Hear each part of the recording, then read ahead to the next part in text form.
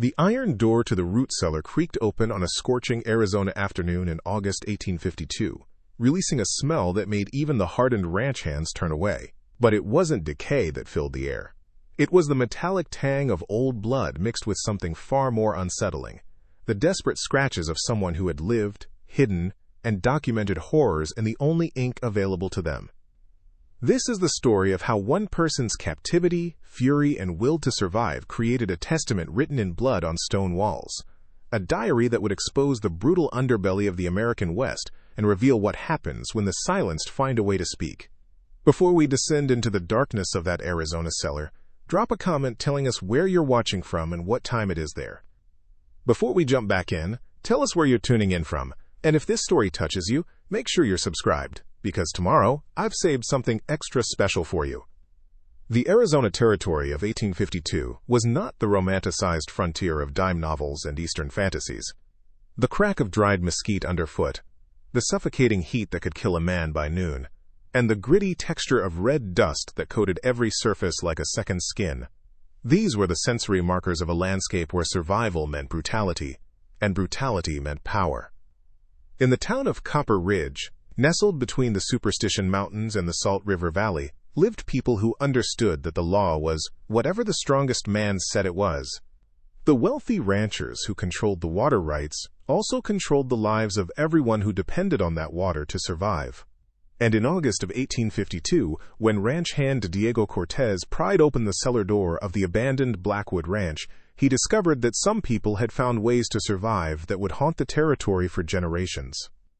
The cellar measured 12 feet by 12 feet, carved directly into the sandstone beneath what had once been the main ranch house.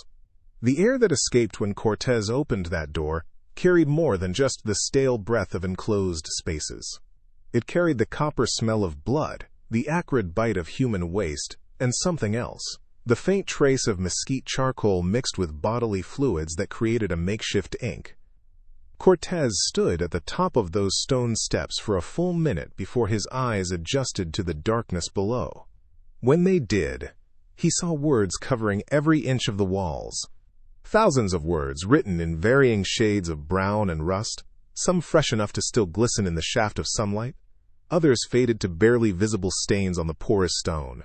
The handwriting shifted from careful script to desperate scratches, from organized entries to frantic messages that climbed toward the ceiling as if the writer had been running out of space and time simultaneously.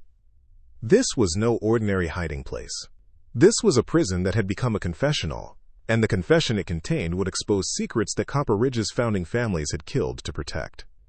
The town of Copper Ridge had been established in 1847 by three families who'd made their fortunes in various ventures back east and saw opportunity in the newly acquired Mexican territories.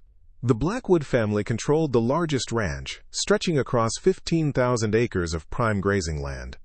The Sterling family owned the town's only bank and general store. The Whitmore family ran the mining operations that had given the town its name. Together, these three families formed an aristocracy that governed every aspect of life in Copper Ridge. They decided who could buy property, who received credit at the store, who got hired at the mines.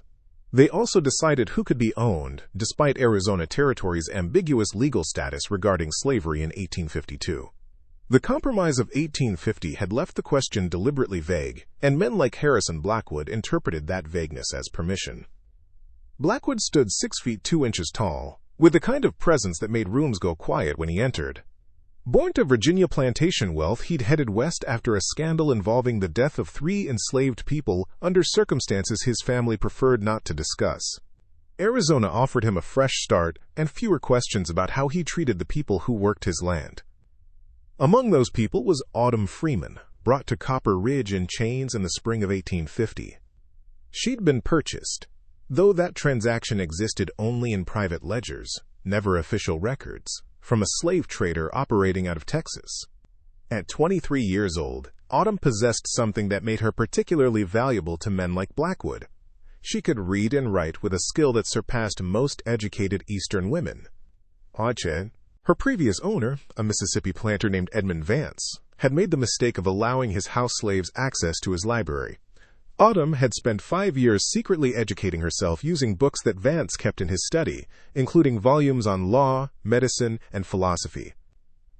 When Vance discovered her abilities, he'd planned to use them to manage his household accounts. But Autumn's literacy came with questions about her status, questions that made Vance nervous enough to sell her west, where such complications could be buried under territorial ambiguity. Harrison Blackwood had different plans for an educated slave.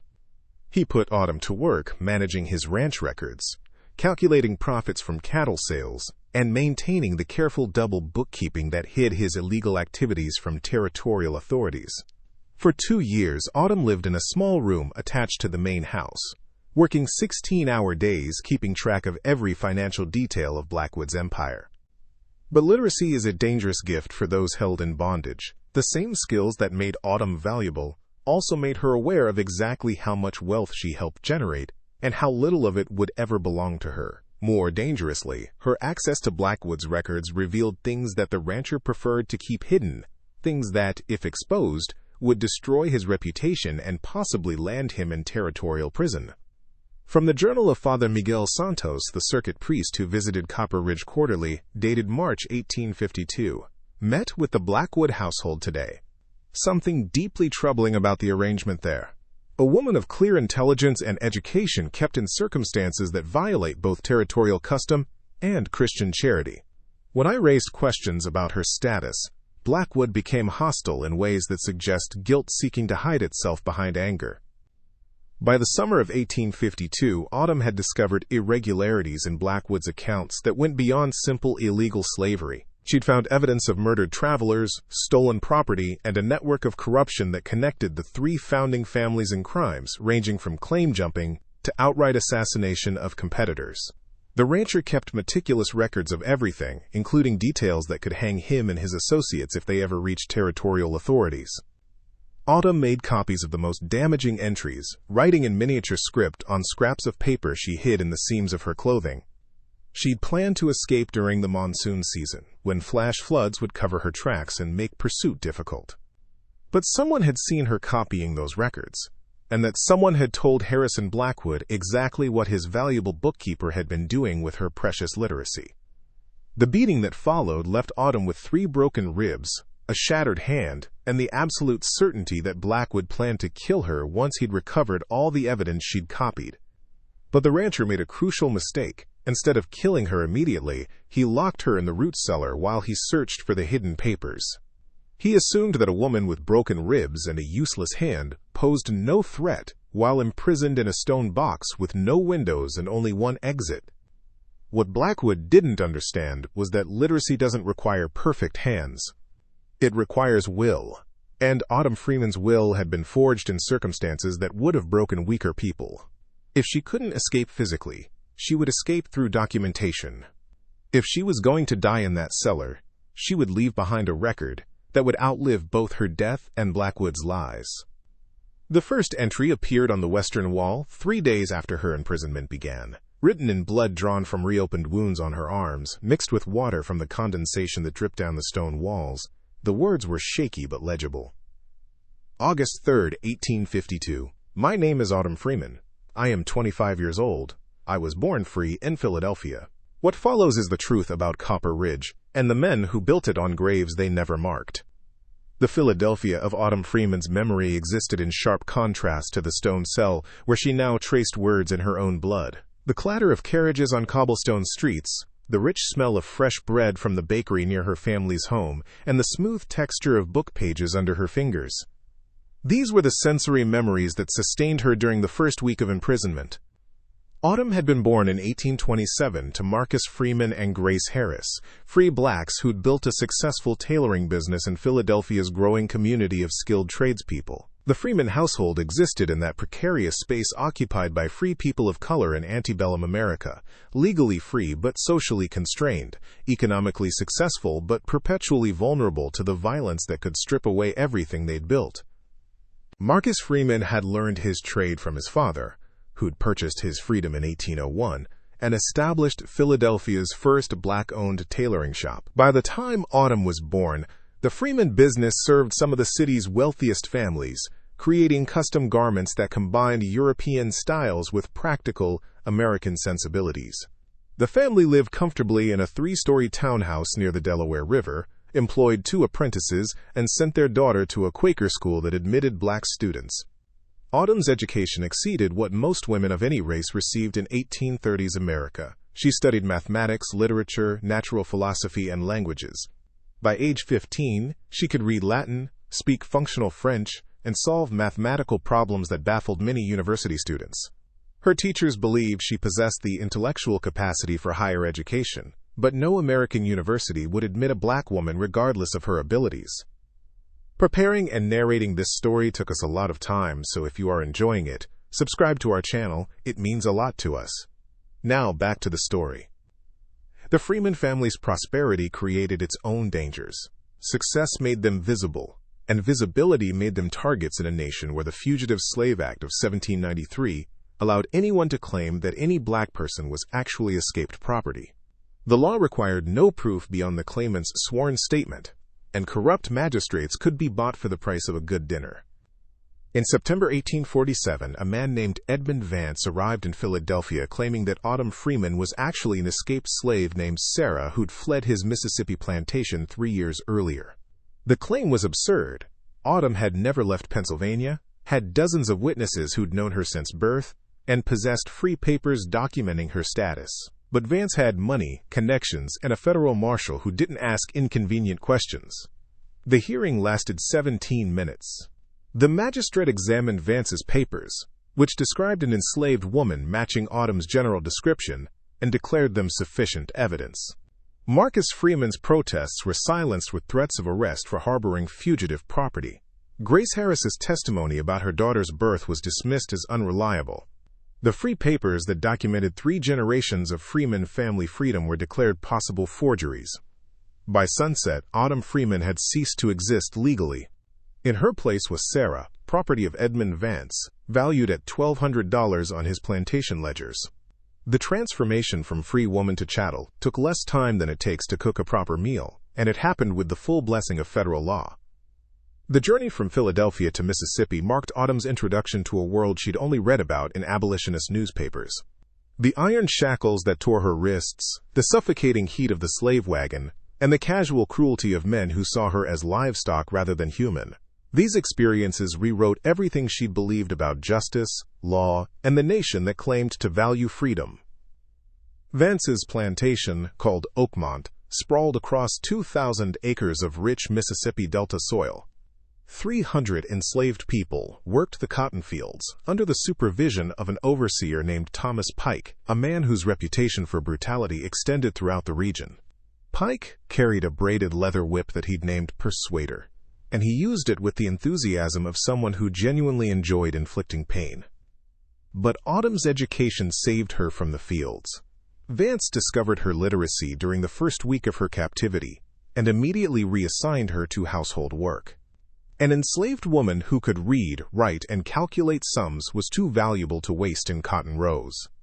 Instead, she became responsible for managing Oakmont's domestic accounts, teaching Vance's legitimate offspring their letters, and maintaining the careful records that plantation operations required. The transition from free woman to house slave involved compromises that slowly eroded Autumn's sense of self. She wore clothes chosen by others, ate food prepared according to others' preferences, and spent every waking hour subject to the whims of people who owned her body if not her mind. The library that had once been forbidden became her workspace, but the books now mocked her with their discussions of natural rights and human dignity, concepts that apparently didn't apply to people who could be bought and sold based on fraudulent paperwork. For 3 years, Autumn maintained Oakmont's records while secretly documenting the crimes she witnessed. Vance ran his plantation with the same attention to detail he applied to his account books, and that meant keeping records of everything, including things that would have horrified even slavery's defenders. Punishment logs that documented torture, breeding records that treated human beings like livestock, and financial accounts that revealed Vance's participation in the illegal international slave trade that had been banned in 1808. Autumn copied these records in miniature script on any scrap of paper she could hide. She planned to escape north and deliver the evidence to abolitionist organizations that could use it to expose Vance's crimes. But the same literacy that gave her access to damaging information also made her dangerous to her owner. When Vance discovered her copying his records in January 1850, he made the decision that would eventually bring her to Arizona territory. Rather than risk the scandal of prosecuting a literate slave for theft of information, Vance sold Autumn to a trader named Jacob Moss, who specialized in moving valuable human property to Western territories, where questions weren't asked and backgrounds could be reinvented. Moss transported 37 people to Texas in the spring of 1850, selling them to buyers who operated in the legal gray areas created by territorial ambiguity. Harrison Blackwood purchased Autumn from Moss for $1,800, a premium price that reflected her education and skills. The rancher needed someone who could manage his complex business operations, maintain multiple sets of books, and keep secrets that could hang him if they ever reached authorities. An educated slave with no legal existence in Arizona territory seemed like the perfect solution. For 2 years, that arrangement worked exactly as Blackwood intended. Autumn managed his ranch records, tracked his cattle sales, and maintained the careful documentation that his illegal activities required. She lived in relative comfort compared to field hands, ate better food than most people in Copper Ridge, and had access to books that fed her intellectual hunger, even as they reminded her of everything she'd lost. But the same patterns that had endangered her in Mississippi repeated themselves in Arizona. Literacy combined with access to confidential records created opportunities for resistance that slave owners consistently failed to anticipate. By the summer of 1852, Autumn had documented Blackwood's crimes with the same meticulous attention to detail that she applied to his legitimate business accounts. The entries she copied revealed a criminal empire built on murder, theft, and corruption that extended throughout Arizona territory. Blackwood and his associates had killed at least 14 people who'd stood in their way, stolen mining claims worth thousands of dollars, and bribed territorial officials to ignore their activities. The records included names, dates, and details specific enough to bring federal prosecution if they ever reached the right authorities.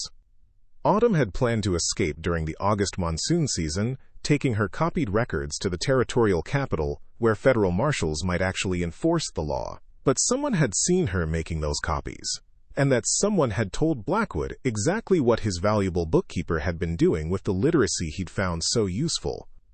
The beating that followed taught Autumn that there were fates worse than death. Blackwood's rage wasn't just about the stolen information. It was about the violation of his assumption that an enslaved woman would remain grateful for the relatively comfortable circumstances he'd provided. He'd given her books, decent food, and work that didn't break her body. In his mind, that generosity should have bought her loyalty. Her betrayal of that unspoken contract offended him more deeply than any simple theft could have. As Blackwood's men dragged her toward the root cellar, Autumn understood that she would not leave it alive. The rancher had made that clear during the beating. Once he recovered all her hidden copies, once he'd assured himself that no evidence remained to threaten him, she would simply disappear like the other people who'd made the mistake of knowing too much about Harrison Blackwood's business. The cellar door slammed shut with a finality that echoed in the darkness. Autumn lay on the cold stone floor, listening to the sound of the bolt sliding home and footsteps retreating. Her broken ribs made breathing agony. Her shattered hand throbbed with each heartbeat, but her mind remained clear enough to understand that she had one final weapon available. The same literacy that had brought her to this moment could also ensure that her death would mean something.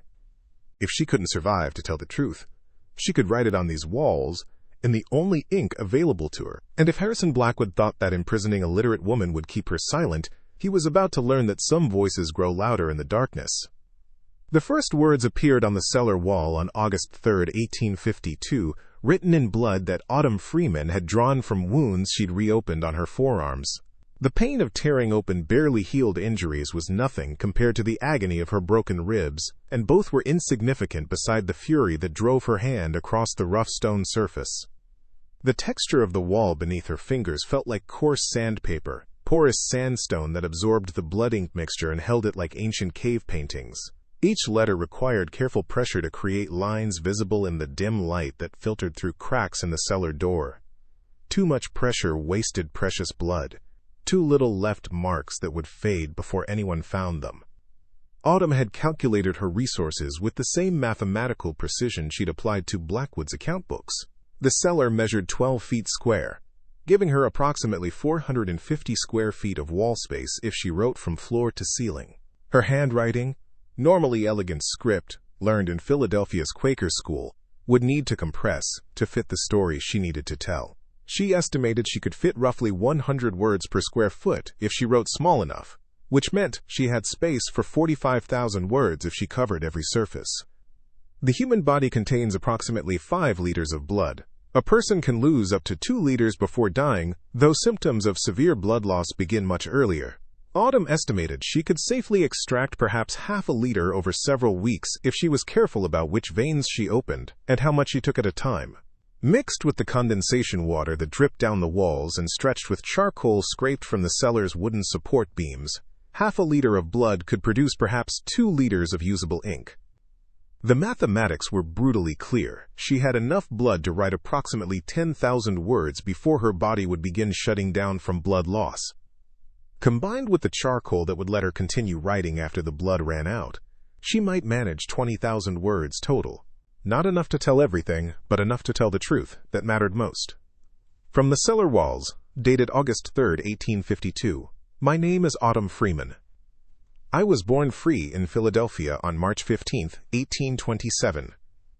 What you are reading is my testimony, written in blood because I have no other ink, on stone because I have no other paper. If you have found this, I am dead. But the truth does not die with the body that speaks it. The first 3 days of imprisonment were the hardest. Blackwood had left her with no food and only the water that naturally accumulated in the cellar from condensation and seepage. Her broken ribs made every breath an exercise in controlled agony. Her shattered hand hung useless at her side, forcing her to write with her non-dominant left hand using movements that felt clumsy and childlike compared to her usual elegant script. But the physical pain paled beside the psychological battle of choosing what to document. 10,000 words in blood, 20,000 total. Every word had to count. Every sentence needed to serve the larger purpose of exposing Harrison Blackwood and his associates in ways that would survive her death and reach people who might actually care. She began with her identity, name, birthplace, the facts that proved she'd been born free and had been kidnapped under color of law. This wasn't just personal history. It was legal evidence that her enslavement was fraudulent from the beginning. If her testimony ever reached federal authorities, those details would matter. Next came the account of her capture in Philadelphia, written in controlled prose that masked the trauma behind clinical description. The corrupt magistrate's name was William Foster. The federal marshal who'd enforced the fraudulent ruling was Samuel Brooks. Edmund Vance had paid them $200 each, documented in records that Autumn had seen in Vance's personal correspondence. The Mississippi years occupied 3 walls, written in increasingly compressed script, as Autumn learned to maximize her limited space. She documented Vance's crimes with the precision of a prosecutor building a case, dates, names, specific incidents of cruelty that exceeded even slavery's normal brutality. The whipping of an 8-year-old for spilling water. The sale of a nursing mother whose infant was left behind to die. The rape of teenagers whose screams echoed from the plantation house while Vance's wife pretended deafness. But the core of Autumn's testimony focused on her 2 years with Harrison Blackwood, because those were the crimes that Arizona Territory authorities might actually prosecute. Murder of American citizens on American soil couldn't be ignored the way slavery in ambiguous territories could be. The theft of mining claims violated property rights that even corrupt officials pretended to respect. The bribery of territorial judges threatened the social order in ways that mistreatment of enslaved people never would. Autumn had memorized Blackwood's most damaging records during her months of secret copying. Now she reproduced them on cellar walls with the accuracy of someone who understood that every detail mattered. The murder of prospector Joseph Brennan on March 14, 1851, shot in the back and buried in an unmarked grave after Blackwood stole his silver claim. The assassination of territorial judge Martin Cross in November 1851, poisoned with arsenic after he'd threatened to investigate irregularities in land sales. The systematic theft of water rights through violence and intimidation that had driven 7 families from Copper Ridge between 1849 and 1852. Each entry included specific details that only someone with access to confidential records could know. the caliber of bullet that killed Brennan. The specific type of arsenic used on Judge Cross, purchased from a supplier in St. Louis whose name appeared in Blackwood's private ledgers. The dates of payments to territorial officials who'd looked the other way while Blackwood's men terrorized competitors. This wasn't just testimony. It was prosecution evidence written in blood by the only witness who'd survived long enough to document the full scope of Blackwood's criminal empire. And Autumn understood that evidence only mattered if someone found it before the blood faded, and the story disappeared into the stone that held it. By August 10th, she'd covered 2 walls with her account. The blood writing had begun to fade as her body struggled to replace what she'd taken, leaving her dizzy and weak, even as her mind remained focused on the task. She'd started supplementing the blood ink with charcoal mixed with her own urine, a combination that produced darker lines but smelled worse than the blood alone. The Cellar had become a chronicle of horror written in bodily fluids on stone walls that had never been meant to hold such testimony, but it had also become something else. Proof that literacy was power even in powerlessness, and that truth could survive in places where hope had long since died. Blackwood visited the Cellar on August 12th, carrying a lantern that illuminated walls he'd expected to find blank. His reaction to the writing was everything Autumn had hoped for. Rage mixed with horror as he realized that his prisoner had transformed her cell into a courtroom where he stood perpetually accused. "You think anyone will ever read this?" Blackwood's voice carried the edge of a man whose control was slipping. "You think anyone cares about the words of a dead slave written in her own filth?"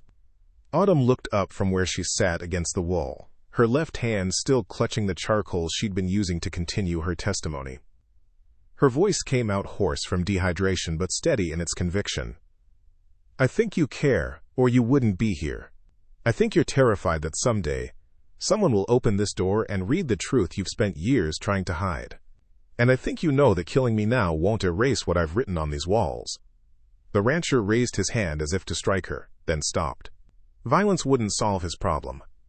The words existed now, absorbed into porous stone in ways that couldn't be easily removed. Scrubbing them would require tools and time he didn't have, and even then, some trace would remain for anyone who looked carefully enough. Blackwood made his decision with the cold calculation that had served him throughout his criminal career. He'd leave Autumn alive long enough to finish documenting her accusations. Then he'd burn down the entire ranch house, collapsing the cellar and burying her testimony under tons of rubble that would hide the walls for decades. The writings would survive, but no one would find them before exposure, and the elements made them unreadable. "You have 1 week," Blackwood said, backing toward the stairs. "1 week to finish your pathetic diary. Then everything burns, including you and your blood-written lies." The door slammed shut, leaving Autumn in darkness again, but she was smiling despite the pain, despite knowing that Blackwood planned to burn her alive. Because the rancher had just made his second crucial mistake. The first had been imprisoning a literate woman who could document his crimes. The second was giving her a deadline and enough time to finish the job. 1 week. 7 days to write the complete truth in whatever ink her body could provide. Autumn Freeman bent back to her work, dragging charcoal across stone with renewed purpose. If she was going to die, she would die writing the words that would outlive both her death and Harrison Blackwood's attempt to bury them. The charcoal scratched across the eastern wall with a rhythm that had become almost meditative by August 15th. Autumn Freeman had transformed her prison into a workshop where testimony became art, where documentation evolved into something far more sophisticated than simple record-keeping. Her initial panic scratches had given way to a systematic approach that maximized every inch of available space while ensuring that her story remained coherent to whoever eventually discovered it. The evolution of her technique revealed itself in the changing character of the walls themselves. The western wall, written first in pure blood diluted with condensation water, contained her personal history and the broad strokes of Blackwood's crimes. The writing was larger here, more urgent, the work of someone who feared she might not survive long enough to tell everything. But as days passed and her body adapted to the careful bloodletting she'd imposed on herself, Autumn's methodology became more refined. She'd discovered that different mixtures produced different effects on the porous sandstone. Blood mixed with water created reddish-brown text that soaked deep into the stone, but faded relatively quickly. Blood mixed with her own saliva produced darker lines that lasted longer but required more bodily fluid. Charcoal scraped from the support beams and mixed with urine created jet-black text that smelled terrible but would survive decades longer than the blood-based ink. By the second week of her imprisonment, Autumn had developed a color-coding system that organized her testimony by subject matter and importance. Blood-red text documented murders and violent crimes that demanded immediate attention. Charcoal black writing contained financial records and evidence of corruption that would require investigation to verify. Mixed brown text filled in background details and context that explained how Blackwood's empire had been built. The northern wall became her masterpiece of documentary precision. Here she reproduced portions of Blackwood's account books from memory, including specific entries that proved his involvement in crimes ranging from theft to murder. Each entry included dates, amounts, and names of accomplices, information that only someone with direct access to confidential records could possibly know. From the Cellar walls, dated August 16, 1852, Harrison Blackwood paid Judge Walter Pierce $600 on November 3, 1851, recorded in his private ledger as payment for mining rights. But Judge Pierce had no mining rights to sell. The payment was actually for dismissing murder charges against Blackwood's foreman, Cole Sutton, who had killed prospector Nathan Webb in a dispute over water access. Webb's body was buried on the southern edge of Blackwood property, approximately 200 yards from the main well. The precision of these entries served multiple purposes. They demonstrated Autumn's credibility by including verifiable details that could be checked against public records and physical evidence. They implicated specific individuals by name, making it impossible for Blackwood's associates to claim ignorance if the testimony ever reached authorities. And they created a documentary trail that connected individual crimes to the larger pattern of corruption that controlled Copper Ridge. But Autumn's growing mastery extended beyond simple record-keeping. She'd begun using the physical space of the cellar itself to create a three-dimensional testimony that told her story through spatial organization as well as written text. The eastern wall, which received the most light from cracks in the door, contained her most damning accusations, the murders, the thefts, the specific crimes that demanded prosecution. The western wall, darker and harder to read, held personal reflections and philosophical observations about slavery, freedom, and the nature of justice in a nation built on contradiction. The southern wall became her letter to the future, written directly to whoever would eventually discover her work. Here her tone shifted from clinical documentation to passionate appeal, from prosecutor's brief to prophet's warning about what America was becoming in places like Copper Ridge, where law meant nothing and power meant everything. From the cellar walls dated August 18, 1852, to whoever reads these words, understand that what happened to me was not exceptional. It was the logical consequence of a legal system that treats human beings as property and protects that property more carefully than it protects human life. Harrison Blackwood is not a monster. He is a businessman operating within rules that make monstrosity profitable. If you want justice for me, demand justice for the system that created men like him. The sophistication of Autumn's testimony revealed an intelligence that had been shaped by years of forced observation. Her time in Vance's library, her access to Blackwood's records, her Philadelphia education, all of it had prepared her for this moment when documentation became her only weapon against men who controlled every other form of power. She'd also begun adding visual elements to her written testimony. Simple maps showing where bodies were buried, rough diagrams of Blackwood's ranch with notations indicating where evidence could be found, sketches of men she'd seen committing crimes, with their names written beside their crude portraits. The cellar was becoming an archive that combined text, image, and spatial organization into a comprehensive indictment of everything Copper Ridge represented. By August 20th, Autumn had covered 3 walls completely and begun working on the 4th. Her body was failing in ways she could no longer ignore. The careful bloodletting had left her perpetually dizzy and weak. Her broken ribs hadn't healed properly, making each breath a reminder of Blackwood's brutality. Her shattered hand had begun showing signs of infection, red streaks climbing her arm in patterns that suggested blood poisoning. But her mind remained focused with the clarity that sometimes accompanies approaching death. She knew she was writing her own eulogy. creating a monument to a life that would end in this stone box. The question wasn't whether she would survive. That answer had been clear since Blackwood had thrown her into the cellar. The question was whether her testimony would survive long enough to reach people who might actually care.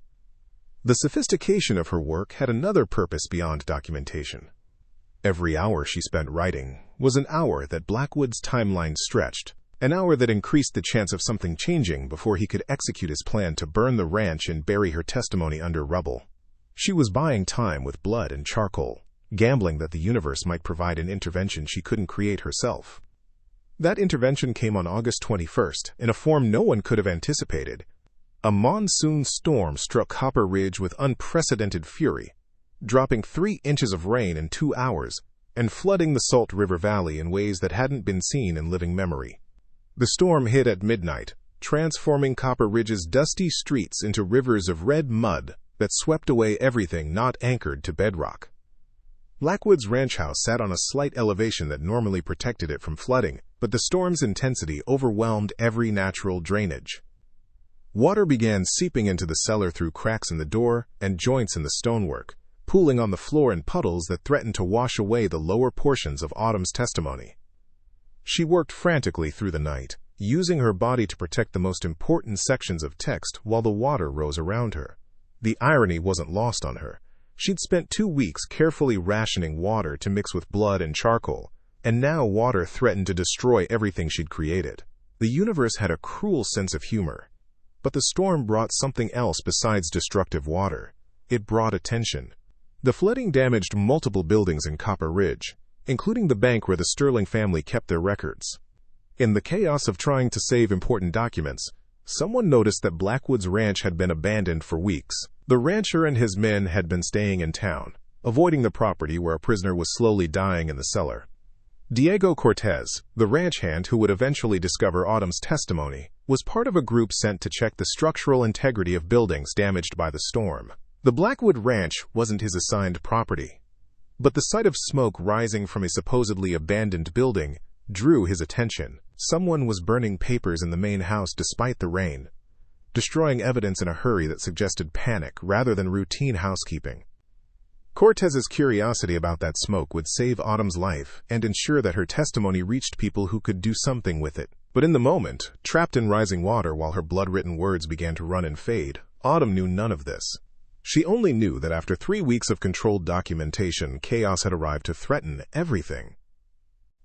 The water rose to 6 inches before the storm finally broke and drainage began. Autumn sat against the eastern wall, exhausted and shivering, watching the lower portions of her testimony blur into illegible stains. 3 weeks of work partially destroyed in 3 hours. The cruelty of it was almost funny. But the upper portions remained intact. The most damning accusations, written in charcoal that water couldn't easily wash away, still covered the walls and testimony that would survive despite the flood. And Autumn Freeman, who had survived everything else that had been done to her, would survive this too. At least long enough to finish the story she'd promised to tell. Harrison Blackwood descended the cellar stairs on August 23rd carrying a lantern in one hand and a pistol in the other. The time for games had ended. The storm had accelerated his timeline, and questions about his abandoned ranch had forced him to move faster than he'd planned. Today he would end this situation permanently, but first he needed to understand exactly what his prisoner had created on these walls. The lamplight revealed a sight that stopped the rancher halfway down the stairs. Every surface, walls, portions of the ceiling where Autumn had somehow reached, even sections of the floor, was covered in text. Thousands upon thousands of words, written in varying shades of brown, red, and black, created a tapestry of accusation that transformed the cellar into something between a courtroom and a tomb. Blackwood forced himself to read, moving the lantern slowly across walls that detailed his crimes with a precision that made his blood run cold. She knew everything. Not just the broad strokes of his criminal activities, but specific details that could only have come from his most confidential records. Dates, amounts, names of accomplices, locations of buried evidence. It was all there, documented with the methodical attention to detail that had made her so valuable as his bookkeeper. The rancher's hands trembled as he read entry after entry that could hang him and everyone associated with him. The murder of Judge Cross, including the name of the St. Louis supplier who'd sold him the arsenic, the theft of the web mining claim, with a map showing where the body was buried, the bribery of territorial officials, complete with amounts and dates that could be verified against bank records. This wasn't just testimony. It was a prosecutor's dream case, written in blood by the only witness who'd survived to document everything. From the Cellar walls, dated August 22, 1852, Harrison Blackwood believes that power means the ability to silence those who threaten him. But he has confused silence with absence of voice. A voice can exist in writing long after the throat that produced it has been stilled. These walls will speak when I no longer can, and they will speak truths that he cannot kill, because truth does not die the way people do. Autumn sat against the northern wall, watching Blackwood read her life's final work. Her body had deteriorated to the point where standing required more strength than she possessed. Her infected hand had swollen to twice its normal size, and fever had set in with the kind of heat that suggested her time was measured in days rather than weeks. But her eyes remained clear, and her voice, when she finally spoke, carried the strength of someone who had already won the only victory that mattered. "You can kill me," Autumn said quietly. "You can burn this building and collapse the cellar. You can try to bury these walls under enough rubble that no one finds them for decades. But you cannot erase what I have written here. The stone has absorbed my testimony. It is part of the physical structure now, preserved in ways that your fire cannot reach." Blackwood raised the pistol, pointing it directly at her face. "You think anyone cares about the ravings of a dead slave? You think these walls will ever be seen by anyone who matters?" "I think you are terrified," Autumn replied. "I think you came down here planning to shoot me and burn the evidence, but now you realize that burning the building might not be enough. You would need to demolish the cellar completely, which would require equipment and workers and explanations you cannot give without raising the exact questions you want to avoid." The rancher's finger tightened on the trigger, but he didn't fire. She was right, and they both knew it. A simple execution followed by arson would have worked if the cellar contained nothing but a body, but destroying testimony written into stone walls required resources that would attract attention: heavy equipment, multiple workers, disposal of rubble in ways that wouldn't raise questions. All of it was possible but complicated in ways that increased his risk of exposure.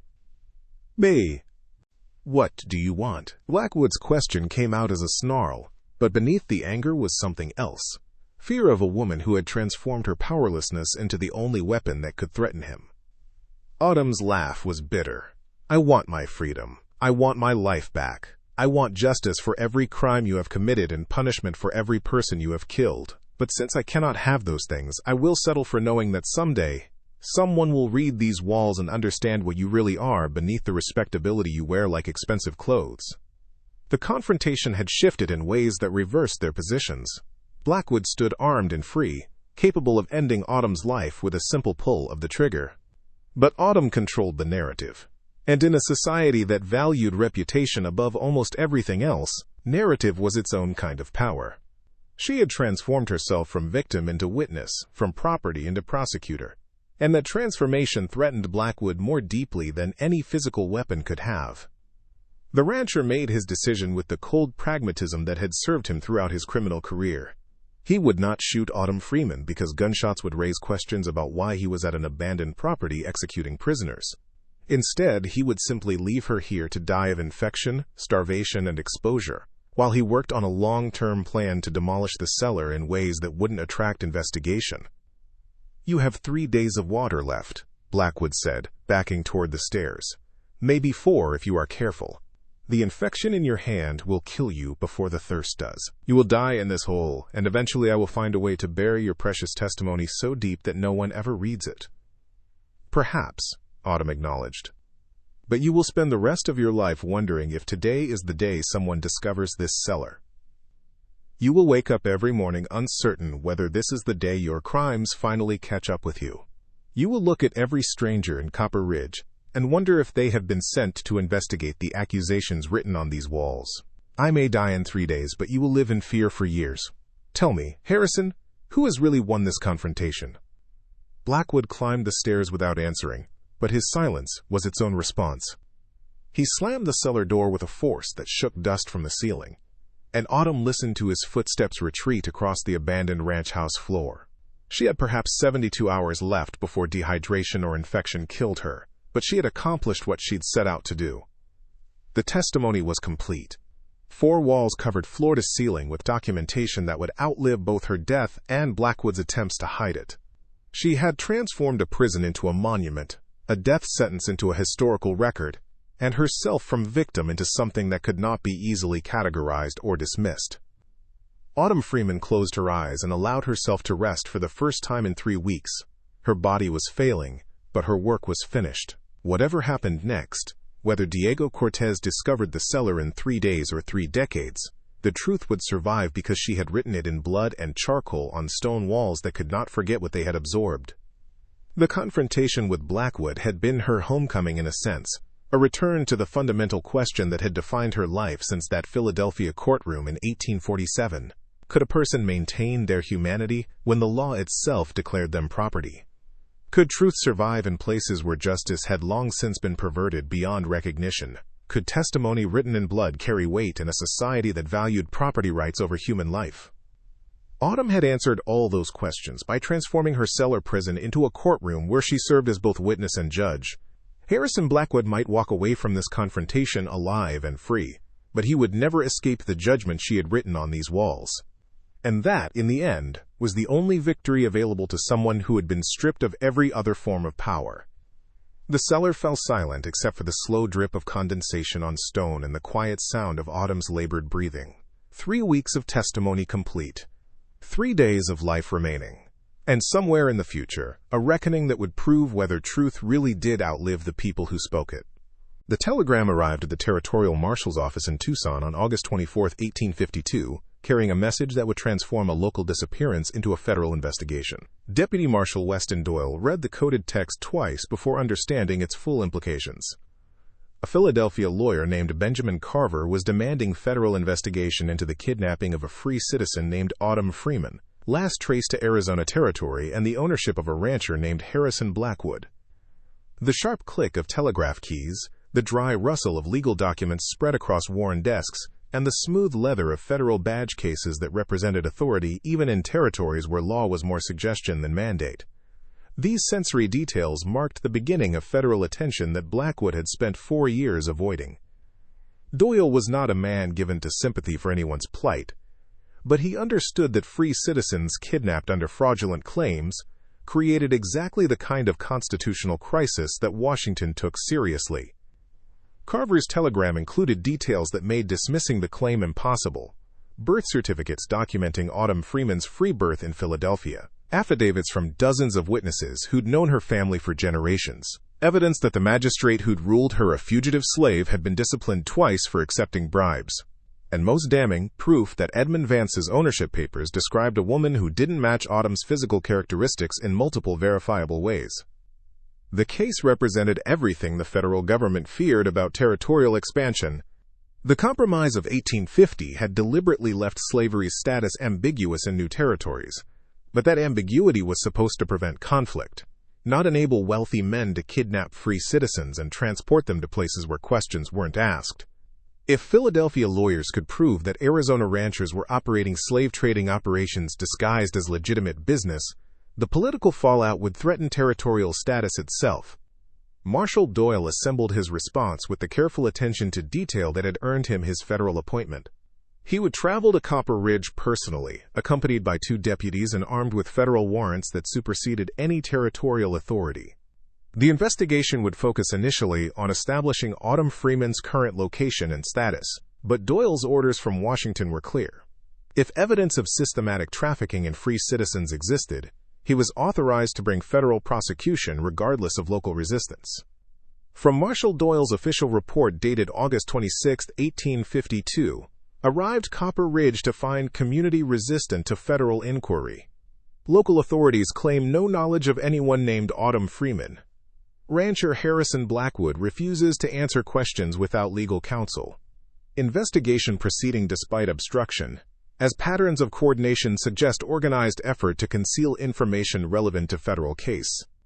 The Marshal's arrival in Copper Ridge on August 26 created exactly the crisis that Blackwood had spent weeks trying to prevent.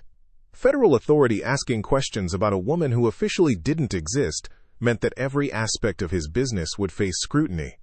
The illegal slavery that territorial ambiguity had protected suddenly became a liability that could destroy everything he'd built. And somewhere in Blackwood's abandoned ranch house, locked in a cellar the rancher desperately needed to demolish, was testimony that could transform federal curiosity into federal prosecution. Blackwood's response revealed both his intelligence and his desperation. He immediately hired the territory's most expensive lawyer, a man named Maxwell Sterling, whose family controlled Copper Ridge's bank and had their own reasons for wanting federal investigators to leave quickly. Sterling's strategy was simple: stall the investigation while Blackwood found ways to eliminate evidence that could connect him to Autumn Freeman's disappearance. But the lawyer faced challenges that legal maneuvering couldn't overcome. Doyle had brought with him not just federal authority but also witnesses, 3 former Philadelphia residents who'd relocated to Arizona and could positively identify Autumn Freeman if she was located.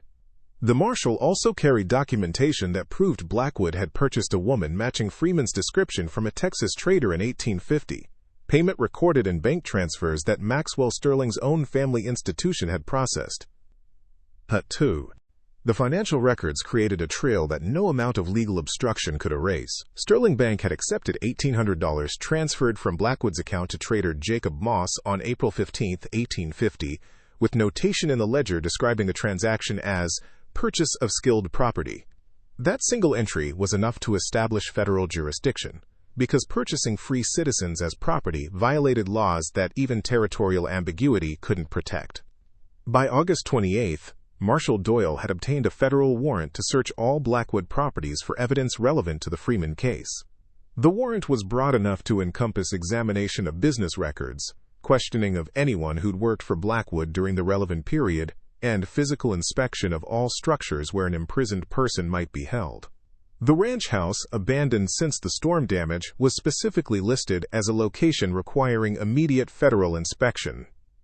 Blackwood received news of the warrant while meeting with Sterling in Copper Ridge's only hotel. His reaction, controlled panic disguised as outrage, revealed to anyone paying attention that he had something significant to hide. The rancher had perhaps 24 hours before federal marshals would arrive at his property, with authority to search every structure, including the cellar where Autumn Freeman had spent 3 weeks writing testimony that would destroy him. The strategic options available to Blackwood had narrowed to a desperate gamble. He could not demolish the cellar before federal inspection without obviously destroying evidence which would itself constitute a federal crime. He could not remove Autumn Freeman from the cellar without risk of her being discovered during transport. And he could not allow federal marshals to find the blood-written testimony that covered every surface of the stone cell. His solution demonstrated the amoral pragmatism that had served him throughout his criminal career. If he couldn't destroy the evidence before federal inspection, he would contaminate it in ways that made it legally unusable. A prisoner who died of natural causes, infection, fever, starvation, before federal authorities arrived could not testify.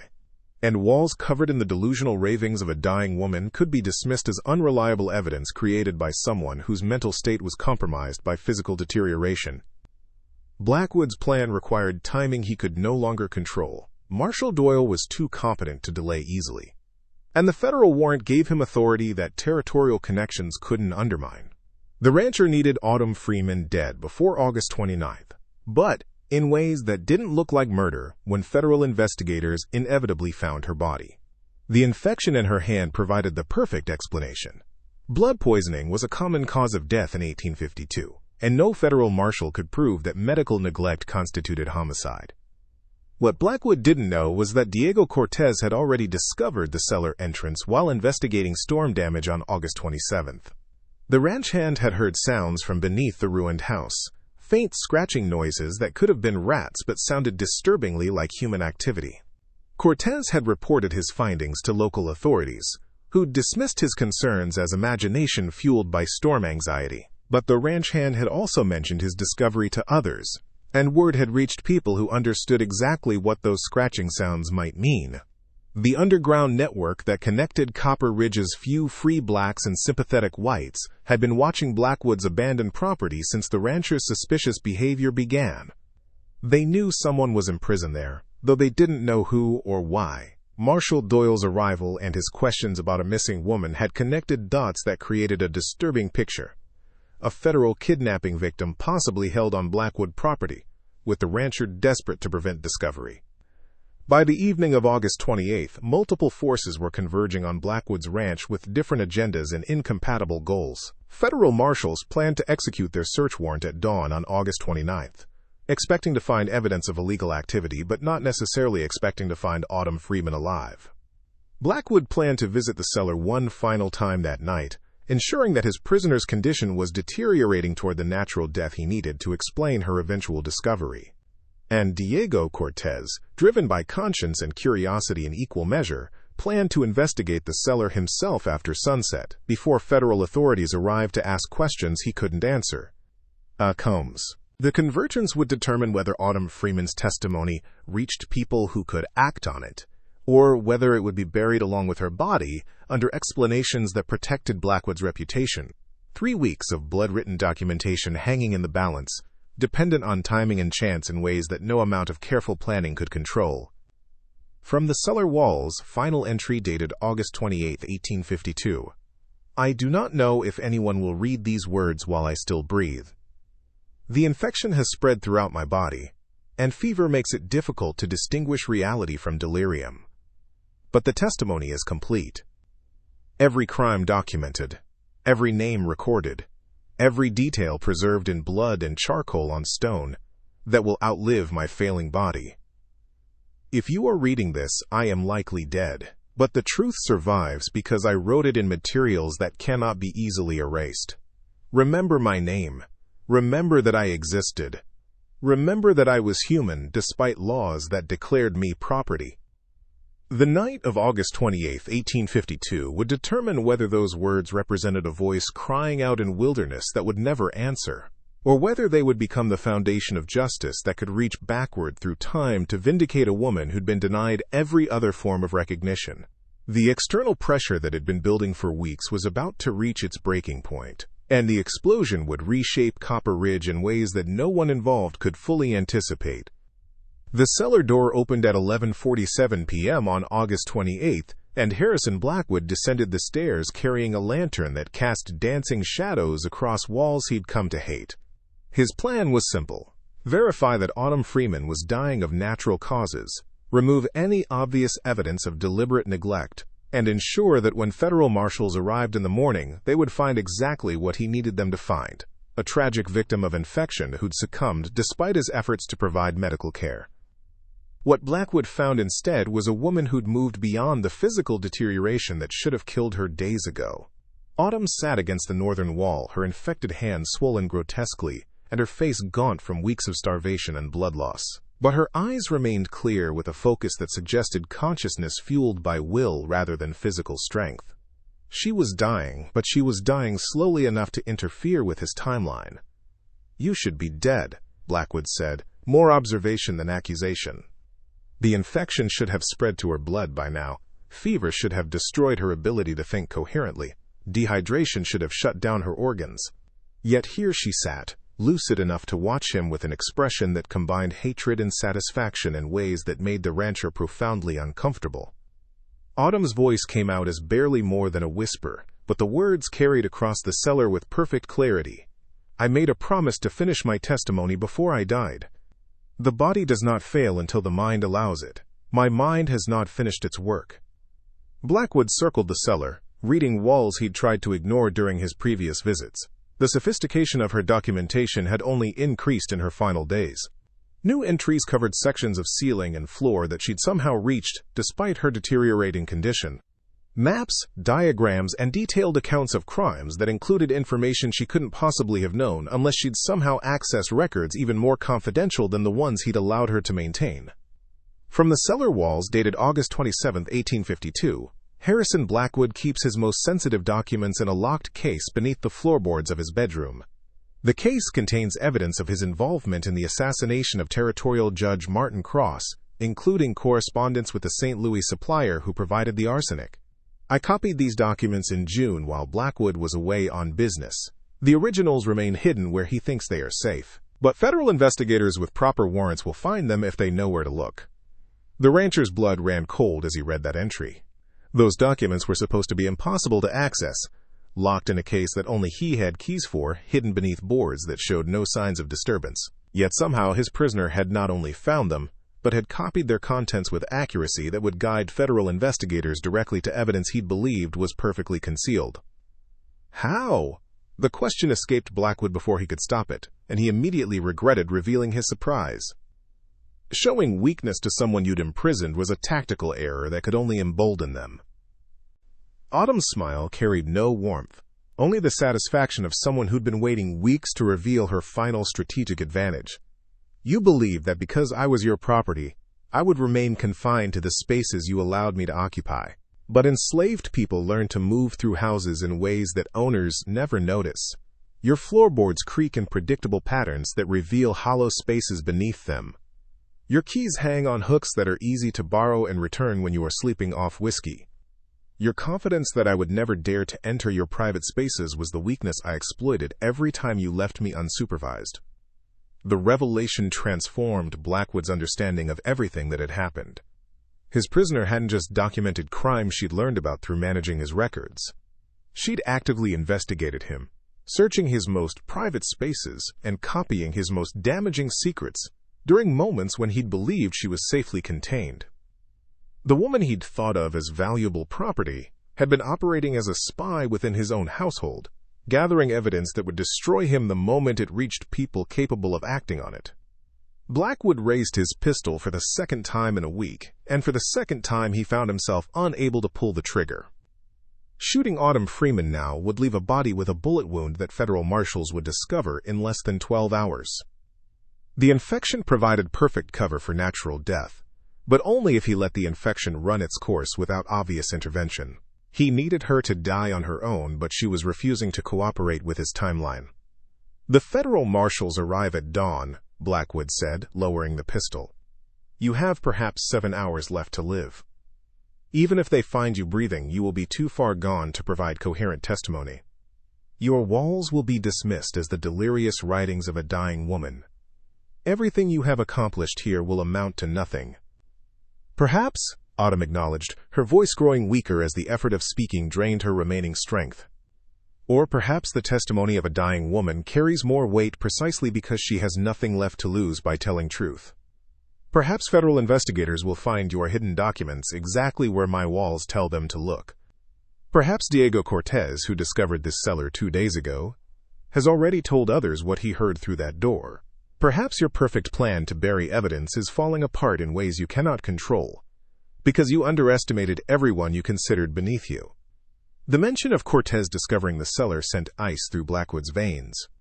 If the ranch hand had reported his findings to others, if word had spread through the community before federal marshals arrived, then the careful narrative Blackwood had constructed would collapse under scrutiny. He'd planned to discover Autumn's body himself, expressing appropriate shock and regret that she'd somehow been trapped in his abandoned property.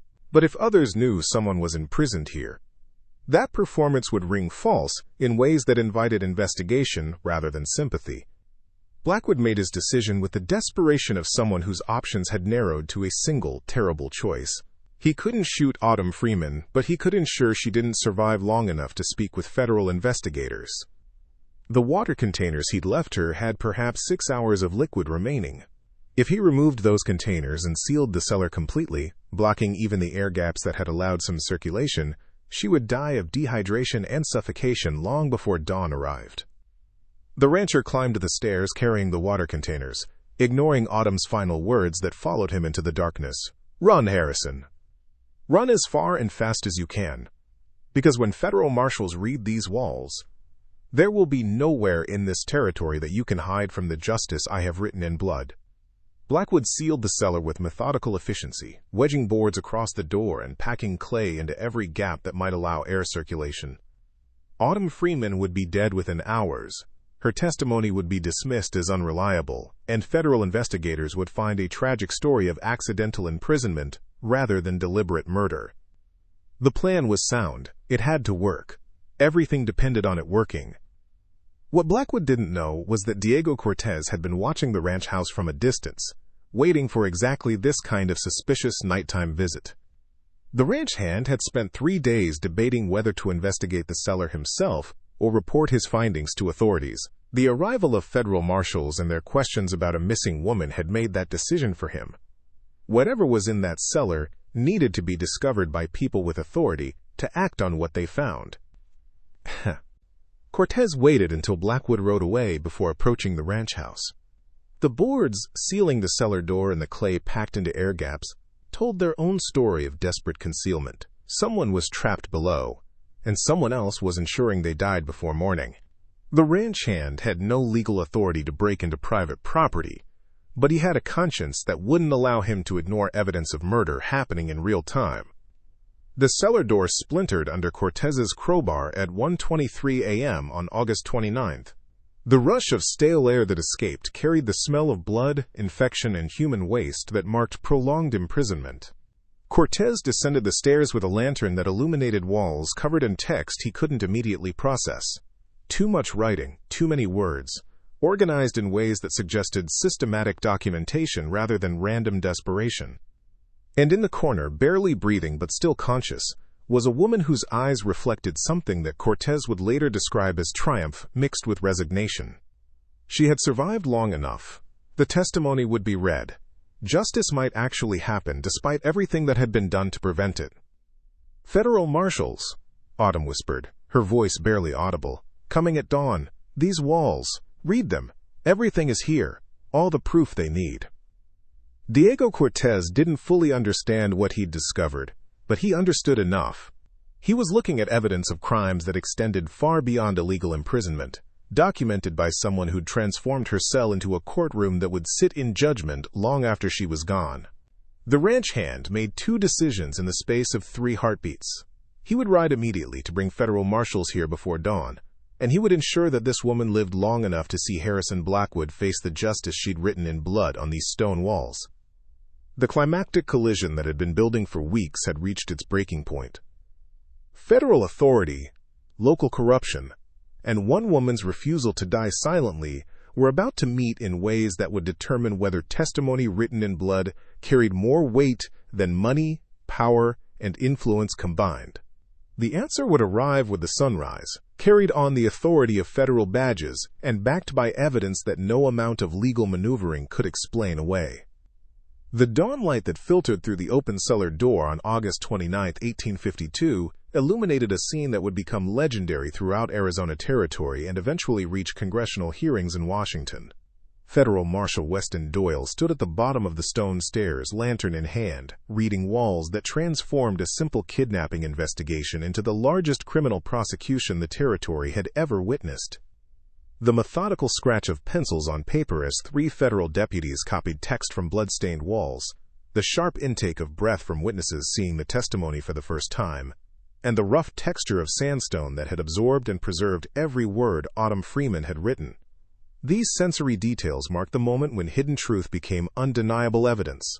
Doyle had conducted investigations throughout his career, but he had never encountered anything like the comprehensive documentation that surrounded him in this 12 by 12-foot cell. Marshal Doyle read for 40 minutes before speaking, moving his lantern methodically across walls that detailed crimes spanning 4 years and implicating dozens of people. His deputy, Connor Blake, stood near the entrance with a notebook, recording names and accusations that would require months of investigation to fully pursue. The third member of their team, a territorial prosecutor named Eli Barrett, had stopped writing entirely and simply stared at the walls with an expression that combined horror and professional admiration for the quality of evidence Autumn Freeman had created.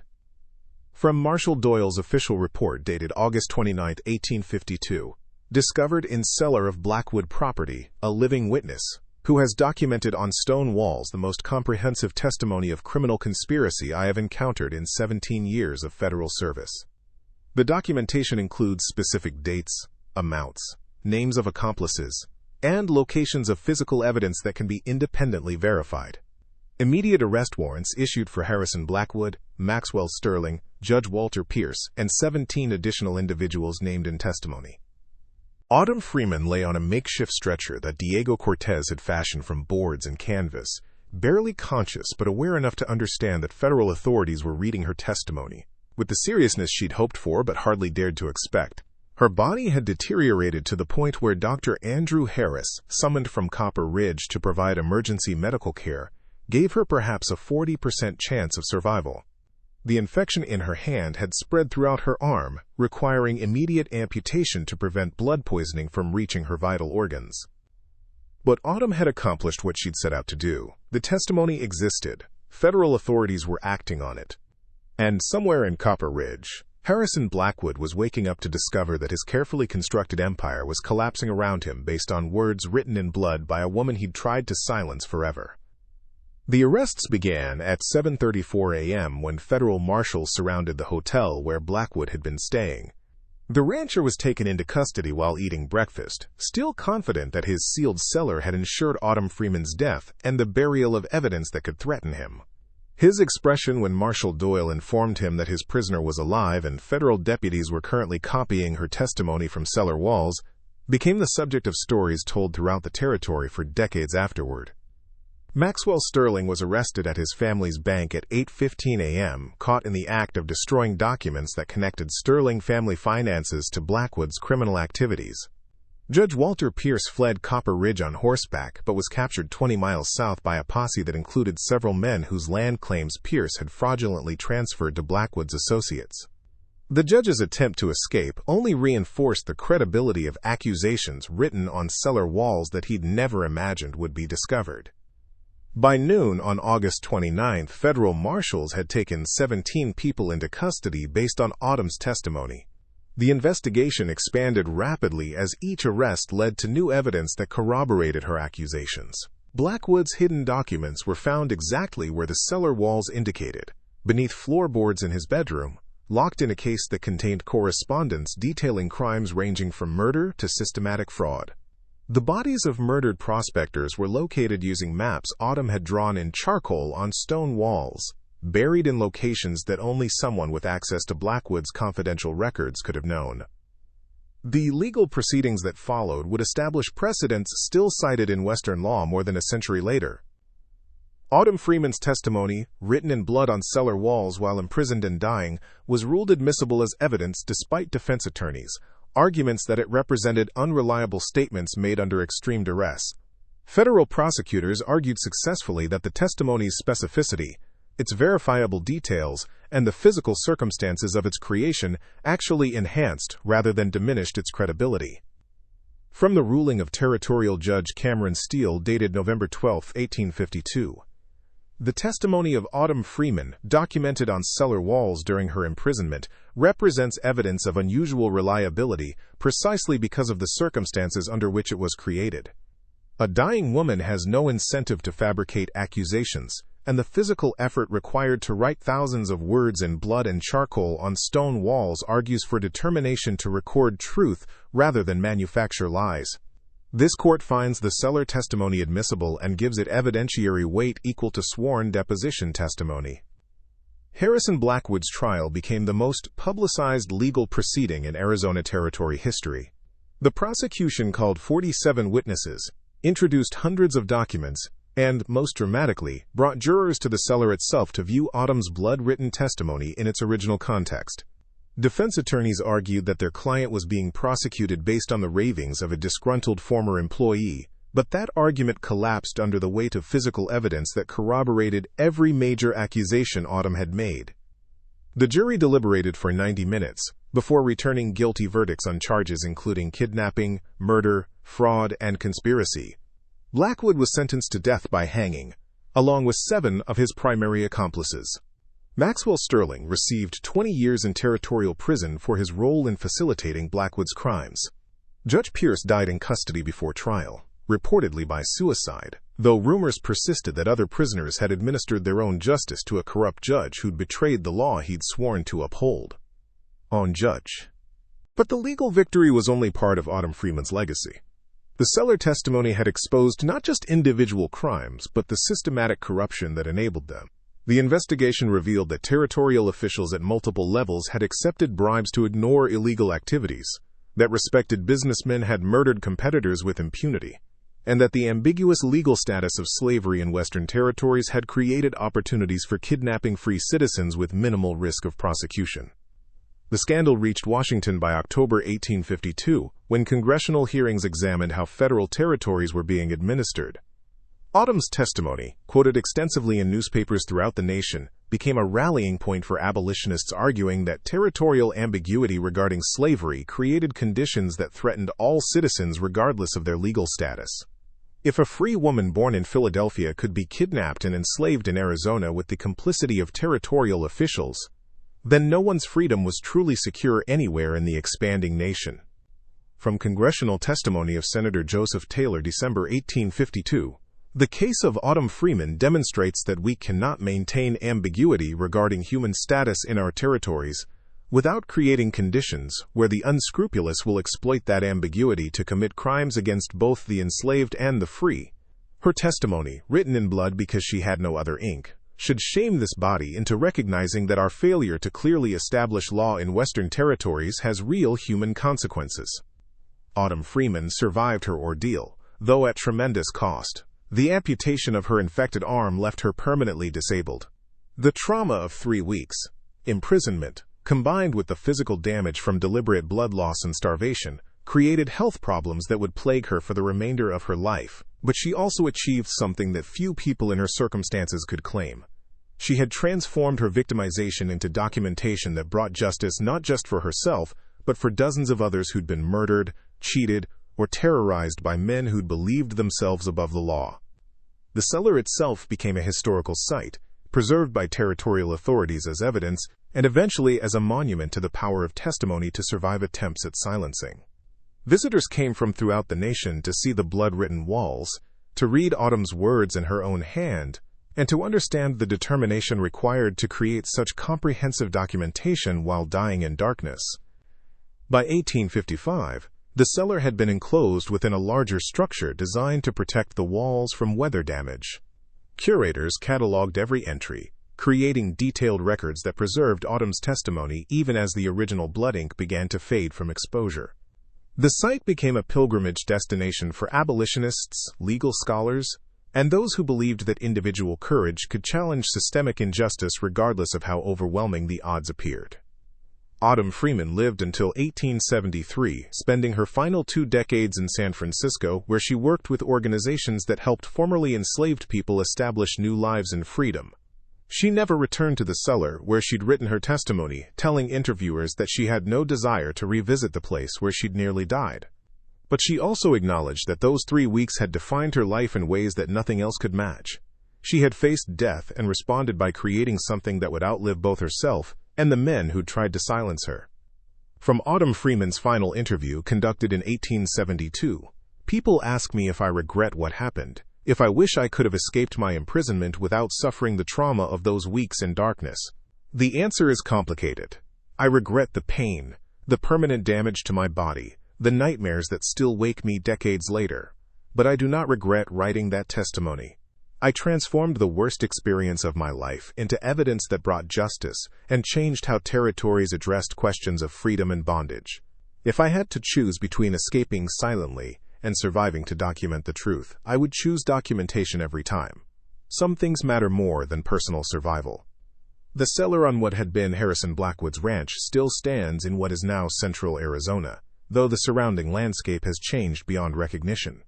The blood-written testimony has been preserved through multiple conservation efforts, and modern technology has made it possible to read entries that had faded to near invisibility.